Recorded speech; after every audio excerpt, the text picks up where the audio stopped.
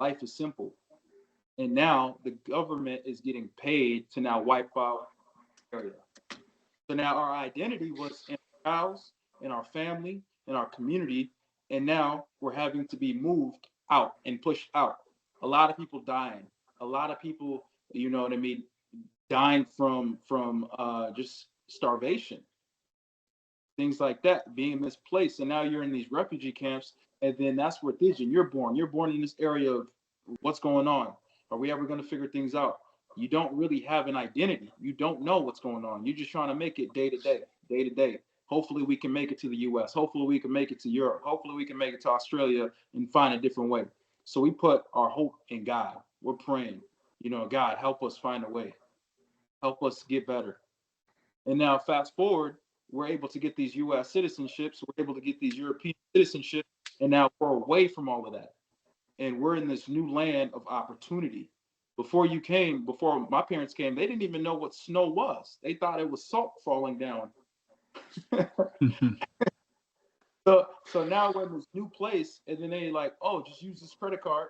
You can get a car, you can get a house, you can buy all these things, but they didn't tell us about credit. They didn't tell us about interest, high yield interest. You know, this heavy interest that we have to pay back one day. We thought it was just free money.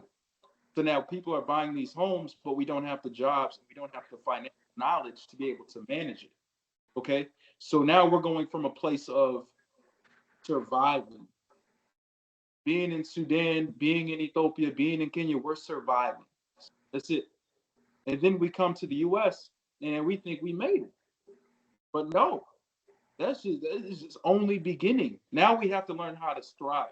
Now we have to learn how to be present and learn this new way of figuring out how we're going to be able to teach our kids. But because our parents are so stuck in the survive mindset, they a lot of them never really adapted to be able to calm us down and teach us our history because they don't really know. So we can't really blame them. And then we have these kids who are now, you know, have this identity crisis of trying to fit in. I'm just trying to make it over here in the Black community. So I feel like that's where we're able to now be able to say, all right, let's take a pause. This is our history.